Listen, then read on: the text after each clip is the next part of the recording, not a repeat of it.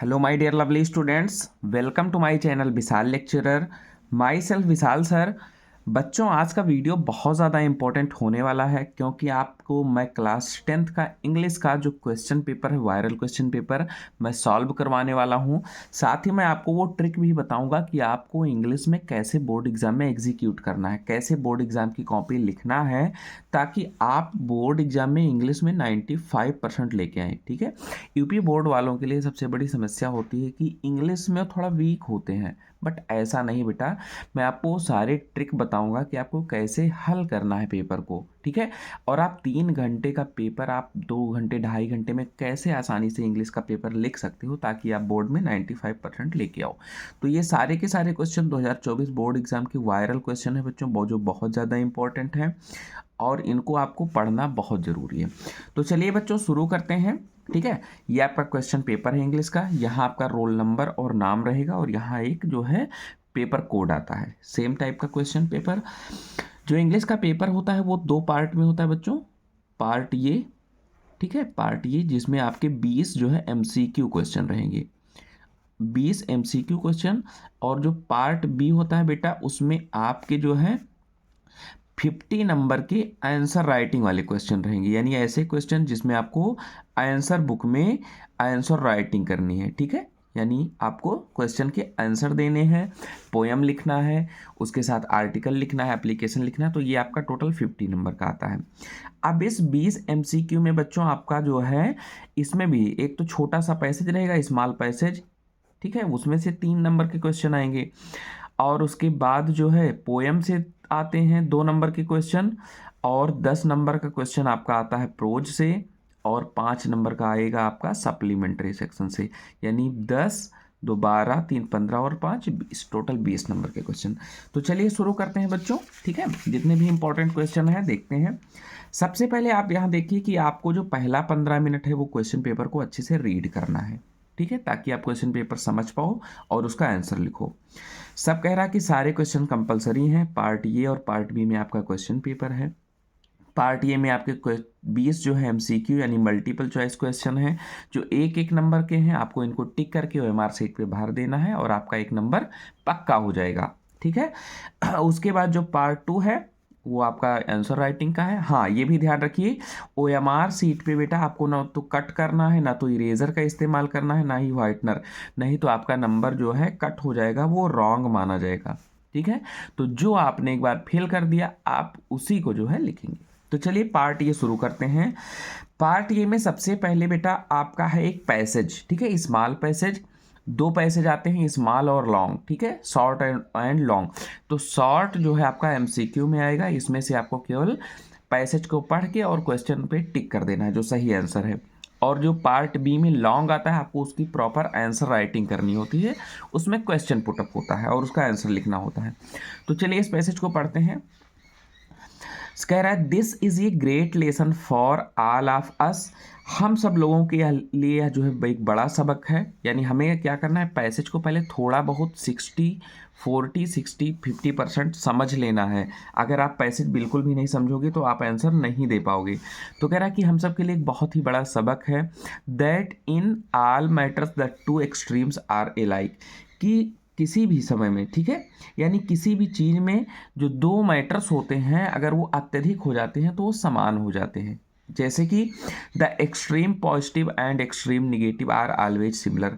बहुत अत्यधिक सकारात्मक और बहुत अत्यधिक नकारात्मक हमेशा समान होते हैं। ठीक है। When the vibration of light are too slow. जब जो प्रकाश की वाइब्रेशन है वो बहुत स्लो होती है, धीरे होती है, we do not see them, तो फिर हम उसको नहीं देख सकते। Nor do we see them when they are too rapid. और ना ही जब वे बहुत तेज होते हैं तो हम उनको देख पाते हैं। ठीक है, ना ही तब हम उनको देख सकते हैं। सो विथ साउंड, एकदम ऐसा आवाज के साथ भी है। When very low in pitch we do not hear it. जब आवाज बहुत धीमे होती है, वो स्लो होती है, तो हम इसको नहीं सुन सकते। When very high we do not hear it either. और जब बहुत तेज होती है तब भी हम इनको नहीं सुन पाते हैं। Of like a nature of A like nature is the difference between resistant and non resistant. Same कह रहा कि सेम इसी तरीके से प्रतिरोध और अप्रतिरोध के बीच के प्रकृति का अंतर है, यानी जो रेसिस्टेंट यानी प्रतिरोध और जो है अप्रतिरोध है उनके बीच का जो नेचर होता है वो भी इसी प्रकार से जो है उनमें अंतर है। One man does not resist because he was weak lazy and can not. एक व्यक्ति जो बहुत ज़्यादा, ठीक है, बहुत ज़्यादा जो है रेसिस्ट यानी प्रतिरोध नहीं करता है क्योंकि वह आलसी है और उसके साथ साथ बहुत कमज़ोर है और वह कर भी नहीं सकता है। द अदर मैन, और जो दूसरा व्यक्ति है, knows that he can strike, जो दूसरा व्यक्ति है उसको पता है कि वह विरोध कर सकता है, प्रहार कर सकता है। एंड इरेसिबल, ठीक है, ब्लो इफ ही लाइक्स, जब वह चाहे तो वह प्रहार कर सकता है। Yet he not only does not strike but blesses his meat, फिर भी वह जो है प्रहार नहीं करता यानी किसी का विरोध नहीं करता है और अपने दुश्मन को बल्कि आशीर्वाद देता है। द वीक टू, ठीक है, the weak who shows non resistant is opposed. तो यहाँ हम देख सकते हैं कि जो कमज़ोर व्यक्ति है यानी जो कमज़ोर व्यक्ति है, ठीक है, वह प्रतिरोध नहीं कर सकता है, वो प्रतिरोध जो है जाहिर यानी शो नहीं कर सकता है, यानी विरोध को जो है प्रदर्शित नहीं कर सकता है। While the stronger one commits ये सिन इफ ही ऑफर्स रेसिस्टेंट, जबकि जो ताकतवर व्यक्ति है यानी जो स्ट्रॉन्गर है, ताकतवर व्यक्ति है, वो प्रतिरोध करता है तो समझ लो कि वह पाप करता है। ये आपका स्मॉल पैसेज हो गया। अब आपने इसका हिंदी मीनिंग थोड़ा समझ लिया, क्लियर। अब हम लोग इसका आंसर देखते हैं। We are unable to hear sound if, हम लोग आवाज़ सुनने में अक्षम हैं यदि इट इज़ टू लो या बहुत धीमे हो, इट इज़ टू हाई या बहुत ज़्यादा हो, इट इज़ टू नॉइजी या बहुत शोरगुल हो, बोथ ए एंड बी। तो अब अभी आपने कहा है, पैसेज में पढ़ा है कि अगर आवाज़ बहुत धीमे हो या बहुत तेज़ हो तो हम उसको नहीं सुन सकते, तो आपका ऑप्शन डी करेक्ट है और यहाँ आपका एक नंबर क्लियर हो गया। चलिए दूसरा देखते हैं। देखो, the two extremes are alike, जो दो अत्यधिक चीज़ें होती हैं, किसी का जो अत्य होता है वो दोनों समान होते हैं। Extreme positive is better than extreme negative, excess of anything is good, we get almost same result in both situation. अगर दोनों सिचुएशन एक जैसी हैं, चाहे अत्यधिक, ठीक है, निगेटिव हो या फिर अत्यधिक पॉजिटिव सकारात्मक, तो उसका जो रिजल्ट होगा वो सेम होगा, यानी आपका ऑप्शन सी करेक्ट है और इस पर टिक कर देंगे। यहाँ भी आपका एक number clear. Which word in the passage is opposite of slow, slow में का अपोजिट वर्ड पैसेज में कौन सा है? तो स्लो में क्या होता है? धीरे, और रैपिड में तेज, ठीक है, रैपिड में क्या होता है? तेज। तो आपका यहाँ ये ऑप्शन बी करेक्ट है और इस पर टिक कर देंगे। फिर कह रहा है question number 4 to 8, choose the correct option to answer the following. I dot dot dot there with my parents, I will go there with my parents, मैं अपने माता पिता के साथ वहाँ जाऊँगा। I went there with my parents, मैं अपने माता पिता के साथ वहाँ गया। I had gone there with my parents, मैं अपने माता पिता के साथ वहाँ गया था। तो यहाँ देखो बेटा, तीनों का आंसर सही निकल रहा है, तो यहाँ आपका आल होगा, ए बी और सी, कुछ भी भर दो, आपका आंसर करेक्ट आएगा। चलिए क्वेश्चन नंबर 5 है, if you want to know about new things you are, यदि आप नई चीज़ें जानना चाहते हो तो आप हो, क्या हो? ठीक है, कासियस, कॉन्सियस, केयरलेस, क्यूरियस। क्यूरियस का मतलब होता है जिज्ञासु, तो आप क्या हो? जिज्ञासु हो। अगर आप कोई नई चीज़ जानना चाहते हो तो आपका ऑप्शन डी करेक्ट है और इस पर टिक कर देंगे। ये सारे के सारे क्वेश्चन बच्चों बहुत ज़्यादा इंपॉर्टेंट हैं आपके बोर्ड एग्जाम 2024 की दृष्टि से, तो इनको अच्छे से तैयार कर लो। फिर क्वेश्चन नंबर 6 है, rearrange the following cluster to make meaningful sentence. कह रहा है कि नीचे दिए गए जो क्लस्टर को यानी शब्दों के समूह को रीअरेंज कीजिए ताकि वो मीनिंगफुल जो है दे। तो इसमें है my toys loves to share, यहाँ देखो loves to, my to share toys brother his, तो यहाँ हम देखेंगे my brother loves to share his toys, मेरा भाई अपने खिलौनों को शेयर करके, साझा करना पसंद करता है। तो ये देखो मीनिंगफुल सेंटेंस है, यानी आपका एक नंबर यहाँ भी पक्का हो गया। तो ऐसे आपको देखना है, एक एक नंबर बहुत आसानी से आप कलेक्ट कर सकते हो बोर्ड एग्जाम में, और ये सारे के सारे क्वेश्चन बहुत ज़्यादा इंपॉर्टेंट हैं, ठीक है, इनको टिक करके OMR शीट पे फिल कर देना है। चलिए देखते हैं, क्वेश्चन नंबर 7 है, which of the following word is miss spelled. नीचे दिए गए शब्दों में कौन सा स्पेलिंग गलत है? एबुंडेंस, अटेंडेंस, एक्सेप्टेंस, एक्वाइटेंस, तो यहाँ हम देख सकते हैं एबुंडेंस में बेटा ABUNDANCE होता है, यहाँ ये होना चाहिए, ई है, तो ये आपका ऑप्शन करेक्ट है क्योंकि ये गलत है, ठीक है, और इस पर टिक करेंगे। एक नंबर यहाँ हमारा पक्का हो गया। फिर है he jumped dot dot dot the well to save the drowning girl, वह कुएं में कूदा डूबती हुई लड़की को बचाने के लिए। तो इन इनटू फ्रॉम एट, तो देखो बेटा जब गतिमान अवस्था में किसी के अंदर प्रवेश करते हैं तो वहाँ इनटू लगता है। तो जब वह कुएं में कूदा, मान लो एक कुआं है और ये यहाँ से कुएं में कूदा, तो देखो यहाँ गति हुई कि नहीं हुई, मोशन, तो यहाँ इनटू होगा। आपका ऑप्शन बी करेक्ट है और इस पर टिक कर देंगे। एक नंबर यहाँ भी क्लियर हो गया। फिर है क्वेश्चन नंबर 9 एंड 10, एक छोटा सा पैसेज है आपके प्रोज से, उसको पढ़ के आपको इसका आंसर देना है। तो कह रहा है I finished my poem and it was beautiful, मैंने अपना पोएम कविता जो है समाप्त किया है, बहुत सुंदर थी। It was about a mother duck and father son, यह एक माता ठीक है जो हंसनी होती है उसके और पिता हंस के बारे में थी, जिसके 3 बच्चे थे जिनको डकिंग कहते हैं, who were bitten to death by the father because they quacked too much, वह जो है अपने पिता जी के द्वारा काट करके यानी दांतों से काट के मार दिए जाते हैं चबा करके, क्योंकि वो बहुत ज़्यादा बोलते थे। Luckily Mr Keesing took the joke the right way, इस तरीके से मिस्टर कीसिंग जो एनी के टीचर थे उन्होंने थोड़ा सा मजाक किया। He read the poem to the class, ठीक है, यह टीच होना चाहिए, उन्होंने पूरी क्लास को कविता पढ़ाई, एडिंग हिज ओन कमेंट्स, अपने कुछ नए जो है कमेंट्स को जोड़ते हुए, and to several other classes as well, और कुछ अन्य कक्षाओं को भी उन्होंने पढ़ाई है कविता। Since then I have been allowed to talk and I have not been assigned any extra homework, फिर क्या हुआ इसके बाद जो है मुझे कक्षा में बोलने के लिए अलाउ किया गया और मुझे कोई एक्स्ट्रा होमवर्क नहीं दिया गया। एनी कहती है, देखो यहाँ in Anne's poem the ducklings the father swan symbolise, यहाँ जो है एनी की कविता में जो डकिंग है यानी हंस के बच्चे और जो उसके पिता हंस हैं वो किसको सिम्बलाइज करते हैं, चिल्ड्रन और पेरेंट्स को। ये आपका ऑप्शन ए करेक्ट है, ठीक है। डकिंग मीन्स क्या हो गया, चिल्ड्रन, और फादर सॉन मीन्स हो गया फादर यानी पेरेंट्स, तो इसको सिम्बलाइज करते हैं। क्वेश्चन नंबर 10 है Mr Keesing had assigned any extra homework earlier because, Mr Keesing ने एनी को एक्स्ट्रा होमवर्क पहले दिया था क्योंकि ही हेटेड हर, वह उससे नफरत करते थे। Any was poor in math, any math में गणित में कमज़ोर थी। Any had misbehaved with him, any ने उसके साथ दुर्व्यवहार किया था टीचर के साथ। Any talked too much in the class, any कक्षा में बहुत बात करती थी इसलिए उसको एक्स्ट्रा होमवर्क मिला था। तो आपका ऑप्शन यहाँ डी करेक्ट है और इस पर टिक कर देंगे और आपका एक नंबर क्लियर हो गया। चलिए बच्चों नेक्स्ट देखते हैं, क्वेश्चन नंबर 11 से 13 तक है। Choose the correct option to answer the following question. Mandela passed dot dot dot years in jail 27, 32, 30, 29। तो बच्चों यहाँ 27, ठीक है, 27 साल मंडेला ने जेल में गुजारे, तो आपका ऑप्शन ए करेक्ट है। महासीर इज ये लार्ज फ्रेश, ठीक है, फ्रेश वाटर फिश, ये आपका ऑप्शन ए करेक्ट है। जो महासीर है एक बहुत बड़ी स्वच्छ जल की मछली है जो कूर्ग में पाई जाती है, तो इस पर टिक कर देंगे। एक नंबर आपका यहाँ भी पक्का हो गया। द बस कंडक्टर वाज ये dot dot dot man rude jolly selfish strange, तो बच्चों वो हंसी मजाक किया था यानी जोली मैन, फन, एक फनी व्यक्ति था, तो आपको बी पे टिक करना है, वो एक जोली और फन वाला व्यक्ति था जो बस कंडक्टर था।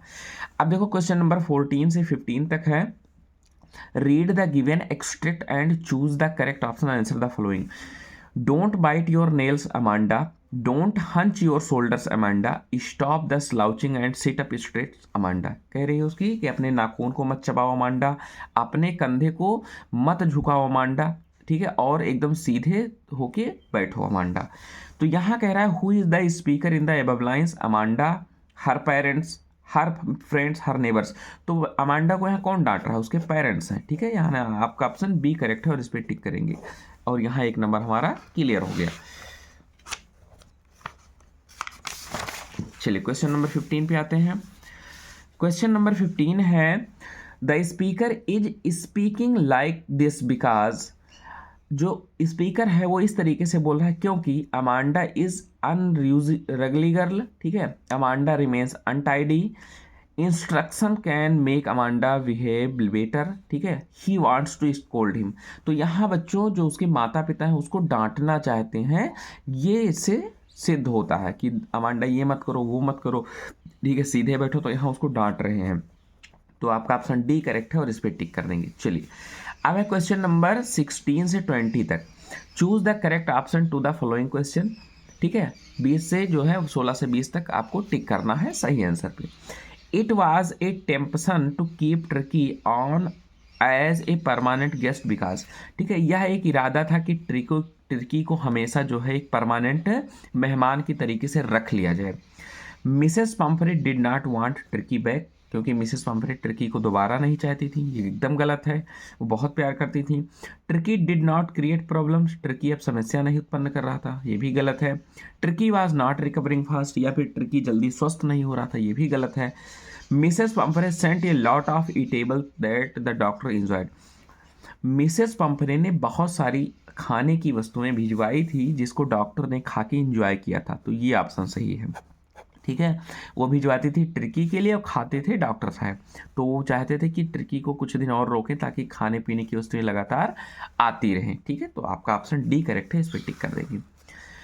अनिल टाट हरी सिंह टू, अनिल ने हरी सिंह को बताया कुक एंड राइट, भोजन पकाना और लिखना, cook write and add numbers, भोजन पकाना लिखना और नंबरों को जोड़ना, राइट या फिर केवल लिखना, कुक एंड एड नंबर्स या फिर केवल भोजन पकाना और नंबरों को जोड़ना, तो आपका ऑप्शन बी करेक्ट है, cook write and add numbers. आप इसे टिक कर दो, आपका एक नंबर क्लियर हो गया।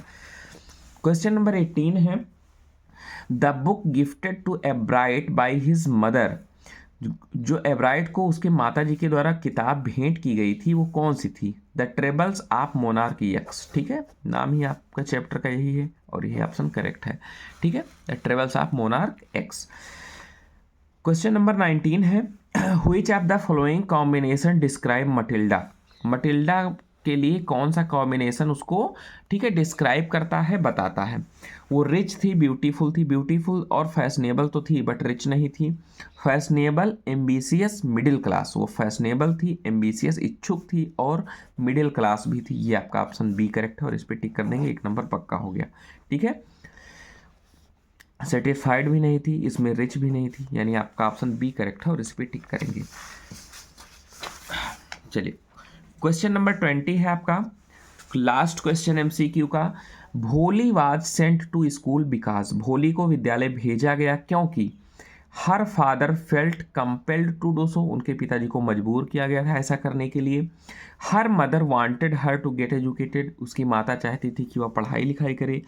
Everybody else sent his daughters to school, या फिर हर कोई अपने बच्चियों को स्कूल भेजता है। या फिर ऑप्शन डी है, it was necessary for her marriage, या फिर उसकी शादी के लिए आवश्यक था, तो ये सही है आपका ऑप्शन डी, उसकी शादी के लिए बहुत ज़्यादा आवश्यक था क्योंकि वो बदसूरत भी थी इसलिए उसके पिताजी ने उसको स्कूल भेजा, तो आपका ऑप्शन डी करेक्ट है। तो इस प्रकार से हम देखते हैं बच्चों कि हमारा 20 नंबर का एमसीक्यू बहुत ही आसानी से हम कर लेंगे। ठीक है, ये सारे के सारे क्वेश्चन बहुत इंपॉर्टेंट है, वीवीआईपी, तो इनको तो अच्छे से तैयार कर लो। अब हम लोग देखते हैं पार्ट बी। पार्ट बी आपको कैसे करना है, ठीक है, जो 50 नंबर का है पार्ट बी, क्योंकि इसमें आपको अब टिक नहीं करना है, ना ही ओएमआर सीट पे फिल करना है, आपको अब प्रॉपर आंसर राइटिंग करनी है। तो जब आप पार्ट बी देखोगे तो सबसे पहले आपको मिलता है एक लॉन्ग पैसेज। अभी तक हमें पार्ट ई में शॉर्ट पैसेज मिला था, बट पार्ट बी में हमें लॉन्ग पैसेज मिलता है।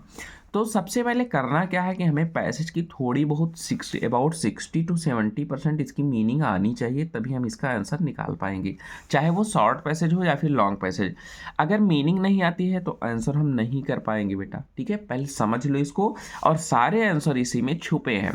तो देखते हैं, when we enter New York harbour, जब हम न्यूयॉर्क बंदरगाह में प्रवेश करते हैं या घुसते हैं, द फर्स्ट थिंग वी सी, तो जो सबसे पहली चीज़ देखते हैं, that is statue of liberty, तो वह स्टैचू ऑफ लिबर्टी है, यानी लिबर्टी की स्टैचू है।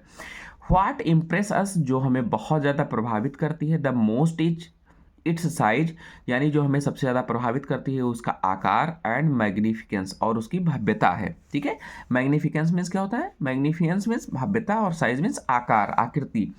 Have you ever wondered how it came to be there, कभी आपने आश्चर्य नहीं किया कि यह यहाँ कैसे आया? ठीक है, यहाँ कैसे आया? The statue of liberty was gift from people of France, जो स्टैचू ऑफ लिबर्टी है वो फ्रांस के लोगों के द्वारा दिया गया उपहार है। To mark 100 years anniversary of American independence, जो कि अमेरिका की 100वीं आज़ादी की वर्षगांठ का प्रतीक है। इन 1869 1869 ईस्वी में स्कल्पचर, ठीक है, फ्रेडरिक अगस्टी, ठीक है, Bartholdi began to plan his concept. 1869 में एक जो है स्क्रप ठीक है स्कल्पचर थे। स्कल्पचर का मतलब जो मूर्तिकार होते हैं, उन्होंने अपना प्लान बनाना शुरू किया। उनका नाम था फ्रेडरिक अगस्टी, ठीक है, बार्थोल्डी। उन्होंने अपने कॉन्सेप्ट को बनाना शुरू किया इस जो है मोनूमेंट यानी इसके बारे में। Bartholdi envisaged liberty as an strong as proud figure. फिर उन्होंने इसको जो है बहुत ही मजबूत और एक गर्व का प्रतीक बनाया। वन हु ठीक है personified not only the majestic Greek goddess, या ना केवल जो है ग्रीक की, ठीक है, देवियों की मूर्ति बनाते थे भूतकाल में, बल्कि also the working man and women of the present. इन्होंने जो है वर्तमान में कार्य करने वाले महिलाओं और पुरुषों की भी मूर्तियां बनाई थी। फाइनली इन 1884 और अंततः जो है 1884 ईस्वी में द वर्क वाज फिनिश्ड, जो कार्य है वो समाप्त हो गया। The liberty was packed in 214 crates and sent to New York city. और जो स्टैचू ऑफ लिबर्टी है उसको पैक करके 214, ठीक है, कैरेट्स में पैक करके न्यूयॉर्क भेज दिया गया। But there was one problem, लेकिन वहाँ एक समस्या थी। While the French had raised a lot of funds to build the statue, जबकि फ्रेंच के लोगों ने बहुत सारा पैसा इकट्ठा किया था इस मूर्ति को बनाने में, New York had not secured the funds to build foundation, जबकि न्यूयॉर्क के लोगों ने इसकी नींव को बनाने में कोई भी पैसा अभी इकट्ठा नहीं किया था। इट वाज नॉट अंटिल ये New York newspaper import people for donation, जब तक कि एक न्यूयॉर्क के अखबार ने लोगों से जो है डोनेशन यानी पैसे की मदद के लिए जो है जब तक कि नहीं कहा, तब तक इन लोगों ने न्यू के लिए कोई भी पैसा इकट्ठा नहीं किया।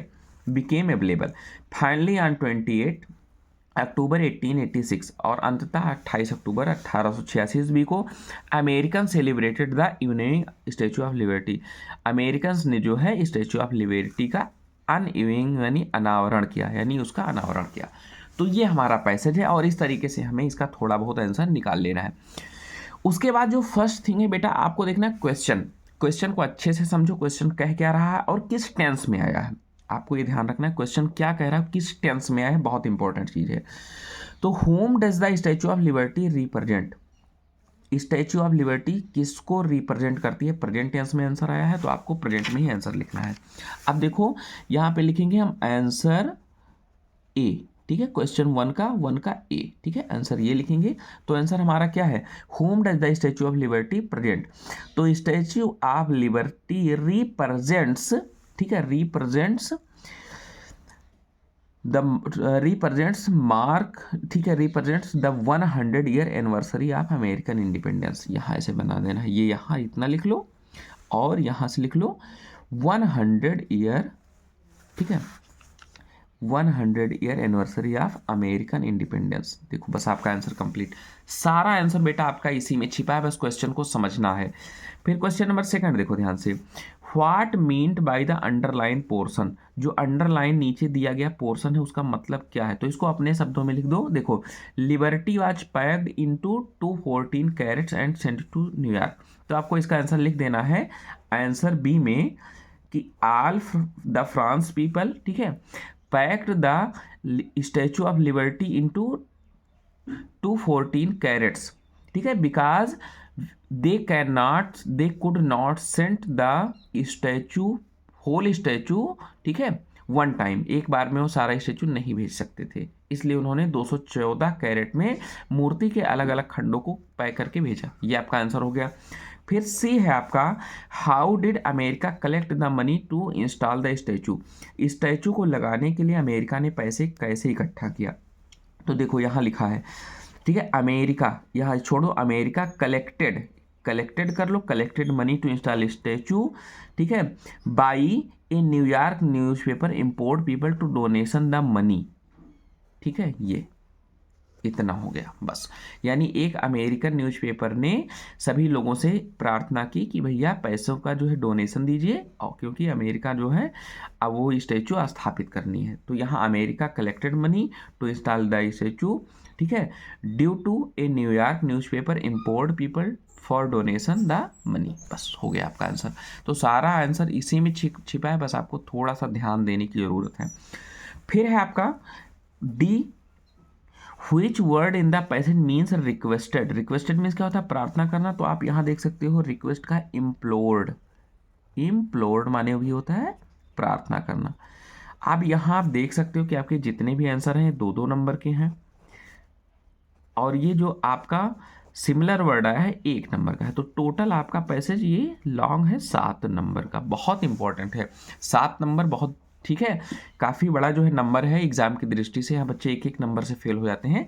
तो ये 7 नंबर का पैसेज आप आसानी से कर ले जाओगे। बस आपको पैसेज को थोड़ा अच्छे से समझना है और क्वेश्चन को समझ लेना है, बस आपके सारे आंसर इसी में छिपे हैं। आपको एक्स्ट्रा मेहनत करने की ज़रूरत नहीं है। चलिए अब राइटिंग पे आते हैं। राइटिंग में है write a letter to your elder brother, अपने बड़े भाई को एक पत्र लिखो, हु लिव्स इन दिल्ली, जो कि दिल्ली में रहता है। शेयरिंग योर फीलिंग्स, अपनी जो है भावनाओं को शेयर करो। About how you miss him at home, कि उसे आप घर पे कितना याद करते हो। तो आपको पत्र लिखना है, या फिर आपको एक एप्लीकेशन लिखना है प्रिंसिपल को, ठीक है, आपके कॉलेज के प्रिंसिपल को कंप्लेन लेटर लिखना है, और उनको बताना है कि रेगुलरली जो है वाटर टैंक क्लीन होनी चाहिए। तो मैंने आपको पत्र लेखन का तरीका भी बताया। अगर नहीं आपको मालूम है कि कैसे पत्र लिखना है बिना रटे हुए, तो आप मेरे जो है पत्र लेखन वाले वीडियो को लिंक पे जाके देख लीजिए। आपको इसमें याद करना होता है सबसे पहले बेटा हेड वर्ड, ठीक है, हेड वर्ड आपको ऊपर लिख देना है। उसके बाद कॉलेज या स्कूल का नाम, फिर उसके बाद सैल्यूटेशन, अगर टीचर आपका जेंट्स में है तो सर, और लेडी है तो मैडम, लास्ट में अपना सिग्नेचर, और बॉडी पार्ट ऑफ लेटर मैंने खंड खंड करके बताया है। आप बिना पढ़े भी पत्र लेखन कर सकते हो बहुत आसानी से। तो यहाँ 4 नंबर आपका पत्र लेखन से पक्का हो गया।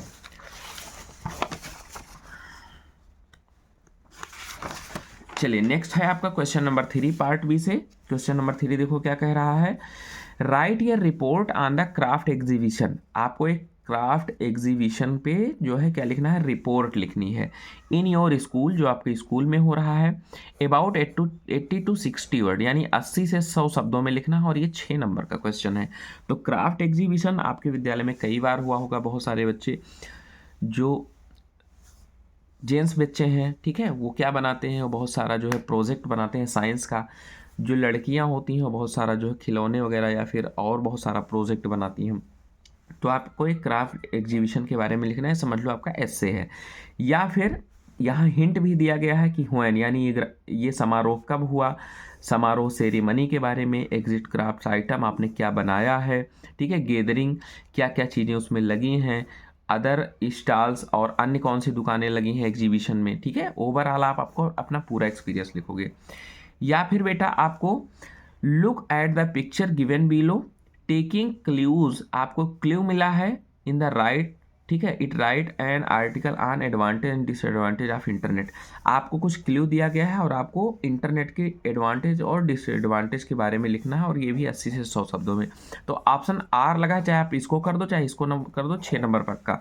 तो यहाँ देखो बेटा इंटरनेट दिया गया है। अब सोशल अटेंशन यहाँ दिया गया है, सोशल अटेंशन फेसबुक व्हाट्सअप आप रेगुलर यूज करते हो, तो थोड़ा उसके बारे में लिखोगे। साइबर क्राइम होता है, ये डिसएडवांटेज है, ठीक है, ये एडवांटेज है, लोगों से हम आसानी से मिल सकते हैं। फिर है इंटरनेट एडिक्शन, ये भी आपका डिसएडवांटेज है, बहुत सारे लोग एडिक्शन हो जाता है, दिन के दिन बैठ के बस खाली रील देखते हैं, सरकाते रहते हैं, अपना पूरा टाइम वेस्ट करते हैं, तो ये डिसएडवांटेज है। फिर उसके बाद ऑनलाइन कोर्सेज, ये आपका एडवांटेज है, आप घर बैठे आसानी से देखो मोबाइल और इंटरनेट की सहायता से पढ़ाई कर ले रहे हो। इंटरटेनमेंट, ये भी एडवांटेज है। उसके बाद में ऑनलाइन शॉपिंग भी कर सकते हो, ये भी एडवांटेज है। और फिर कम्युनिकेशन फोरम, आप जो है आसानी से बातचीत भी कर सकते हो। तो आपको इन्हीं टॉपिक को ऐसे हेडिंग डाल डाल के 2-2 लाइन लिख देनी है, आपका 80 शब्द हो जाएगा, ठीक, बहुत आसानी से लिख सकते हो, वेरी इजी है। चलो अब आते हैं ग्रामर पोर्शन, मैं इसको सॉल्व करवाता हूँ। ग्रामर पोर्शन में आपको क्या करना है, सबसे पहला दिया गया है 4 नंबर का, ये री right the following sentence by changing into indirect speech, आपको इनडायरेक्ट स्पीच में चेंज करके, ठीक है, रीराइट करना है। तो 4 का ये देखो बेटा क्या है, the boy said to the teacher please give me 1 days leave, लड़के ने अध्यापक से कहा कृपया मुझे 1 दिन की छुट्टी दीजिए। ठीक, तो आप यहाँ देख सकते हो बेटा, ये आपका प्लीज गिव मी लीव है इम्परेटिव सेंटेंस। तो यहाँ हम बनाएंगे the boy requested the teacher. अब बेटा इम्परेटिव सेंटेंस में कंजक्शन टू लगता है, टू और प्लीज और काइंडली को हटा देते हैं, गिव और यहाँ देखो मी है ना, तो मी आपका बदलेगा रिपोर्टिंग वर्ब के सब्जेक्ट से, लेकिन किस केस में है, ऑब्जेक्टिव केस में। तो मी का ऑब्जेक्टिव केस हो जाएगा बॉय से हिम। ठीक है, give him 1 days leave, 1 days leave. ये लो आपका यहाँ 2 नंबर का है, 2 नंबर ये पक्का हो गया, आपने इनडायरेक्ट में बदल दिया। फिर बी नंबर है, 4 का बी है बेटा, 4 का B, change the following into passive voice, who taught you English. Who taught you English इसको बनाना है, बहुत आसानी से बना सकते हो। हु को लिख दो बाई होम, बाई होम। अब यहाँ देखो आपके पास 2 ऑब्जेक्ट है, इंग्लिश और यू, तो हम यहाँ चलो मेन ऑब्जेक्ट यू को बना लेते हैं। तो बाई होम वेयर, क्योंकि पास्ट में है तो वाज वेयर लगता है, तो यू के साथ लगेगा where, by whom where you taught English, by whom where you taught English question mark. या फिर इसको ऐसे बना सकते हो, बाई होम वाज, इंग्लिश को मेन ऑब्जेक्ट बना लो, English by whom was English taught, और जब हम इनडायरेक्ट ऑब्जेक्ट को पीछे लाएंगे तो टू लग जाएगा, टाट टू यू। ऐसे भी बना सकते हो, ऐसे भी बना सकते हो, who bear you taught English by. ठीक है, who bear you taught English by और क्वेश्चन मार्क। तो आपके पास ये देखो, इससे भी बन गया, ऐसे भी बन गया, ऐसे भी बन गया, या फिर ऐसे भी बना सकते हो, हु वाज इंग्लिश टाट टू यू बाई। 4 तरीके से मैंने बना दिया है, आप चाहे जो इसमें से यूज कर लो, आपका 2 नंबर पक्का हो गया। ठीक है, तो आप यहाँ देख सकते हो कि हमारा जो यहाँ आया है बहुत ही आसानी से हम 4 तरीके से बना सकते हैं पैसिव वॉइस में। फिर है C number, punctuate the following sentence, ये भी 2 नंबर आपका पक्का हो गया। पंचुएट करना है, यानी आप इसमें देखो ही रोट, पहला लेटर हमेशा कैपिटल होता है, कॉमा वॉमा नहीं है, तो इसको आप पंचुएट करो। तो 4 का जब हम सी देखेंगे, बहुत ये सब आसान है यार, बहुत आसानी से कर ले जाओगे। ही रोट, पहला लेटर कैपिटल कर दो, ही रोट। ठीक है, he wrote comma double inverted comma. अब आपका इनडायरेक्ट जो है, ठीक है, रिपोर्टेड स्पीच, इसका भी पहला लेटर कैपिटल होगा। I can not come because I am ill, I can not come because, I हमेशा कैपिटल होता है, आई एम इल, और यहाँ लिखेंगे फुल स्टॉप और डबल इन्वर्टेड कामा क्लोज। ये देखो हमने रीराइट कर दिया, पंचुएट कर दिया। ठीक है, तो यहाँ भी आपका सी नंबर जो पंचुएशन से है, ये भी 2 नंबर का है, 2 नंबर आपका पूरा हो गया। ठीक है, अब देखो डी ऑप्शन, डी ऑप्शन क्या है, translate the following into English. आपको जो है इसका ट्रांसलेशन बनाना है। ट्रांसलेशन के लिए आप यहाँ लिखोगे सिर्फ ऑप्शन आंसर नंबर 4 का डी। ट्रांसलेशन बनाने का बहुत सिंपल तरीका है, छोटे छोटे शब्दों को हमें पहले, ठीक है, पीछे से सब्जेक्ट और वर्ब को लिख के पीछे से बनाते आना है। तो यहाँ देखो क्या है, कल सुबह मैं पुस्तकालय जाना चाहता था। तो कल सुबह, ठीक है, तो यहाँ पहले लिख लो यस्टरडे और कामा कर लो, यस्टरडे कामा, मैं पुस्तकालय जाना चाहता था, कौन, मैं, यानी I wanted to, past indefinite है तो wanted to go to library, library in the morning, सुबह में, in the morning, full stop. उसी समय मेरा एक मित्र मुझसे मिलने आ गया, उसी समय यानी that time, that time comma कर दो, कौन आ गया, मेरा एक मित्र। वन ऑफ माई फ्रेंड आ गया, came to meet me, meet me, came to meet me, ये अलग अलग है बेटा, मीट मी, ठीक है, मुझसे मिलने आ गया। हम शाम तक साथ रहे, हम शाम तक, कौन, हम यानी वी, साथ रहे, बी रिमेन, बी रिमेन, ठीक है, together, together till evening, till evening. मित्र से मिलकर मैं खुश था, I was happy to meet my friend, to meet my friend. किंतु पुस्तकालय न जा पाने के कारण दुखी भी हुआ, बट आल्सो बिकेम, हुआ यानी became sad on account of, कारण, on account of, due to भी बोलते हैं, ऑन अकाउंट ऑफ भी बोलते हैं, on account of not to go to, go to क्या है, पुस्तकालय, लाइब्रेरी, लाइब्रेरी, ये ऐसे भी बना सकते हो, या फिर नॉट टू गो के बजाय गोइंग भी कर सकते हो, नॉट गोइंग टू लाइब्रेरी, यानी पुस्तकालय न जा पाने के कारण दुखी हुआ। तो इस तरीके से हम देखते हैं कि जो हमारा पैसेज है ट्रांसलेशन वाला, वो 4 नंबर का पक्का हो गया, बहुत आसानी से हम बना सकते हैं, ठीक है। ये आपका 4 नंबर का है और ये बहुत इंपॉर्टेंट है, इसको बेटा तैयार कर लो, मैंने आपको पढ़ा दिया है। तो यहाँ 4 नंबर आपका पक्का हो गया, यानी ग्रामर सेक्शन का 10 नंबर आप 10 मिनट में चुटकियों में कर लोगे। फिर लिटरेचर है, लिटरेचर पे आते हैं, 3-3 नंबर के 2 क्वेश्चन हैं। Answer the following question in about 30 to 40 words, ठीक है। मेंशन वेरियस, ठीक है, varieties of bread that are essential part of celebrations in Goa, यानी गोवा में सेलिब्रेशन के लिए जो विशेष प्रकार की जो रोटी होती है, ठीक है, उनको डिस्क्राइब करना है। या फिर who took pity on young seagull, यानी यंग सीगल पे किसने दया दिखाई। Where did he sleep that night, और वह रात भर कहाँ सोया, ठीक। तो आपको इसका आंसर 30 से 40 शब्दों में लिखना है। चलिए बी से फिर आपको दोनों में से कोई एक क्वेश्चन करना है। ऑप्शन है, how did Valli save money for the bus ticket, बस टिकट के लिए वल्ली ने कैसे पैसे बचाए। या फिर why was Lencho angry with the post office employees, Lencho जो है पोस्ट ऑफिस के एम्प्लॉय से दुखी क्यों था। दोनों में से कोई एक करना है 30 से 40 शब्दों में, और यहाँ 6 नंबर आपका पक्का हो गया, ठीक है। 3 उस पहले क्वेश्चन से, 3 इससे।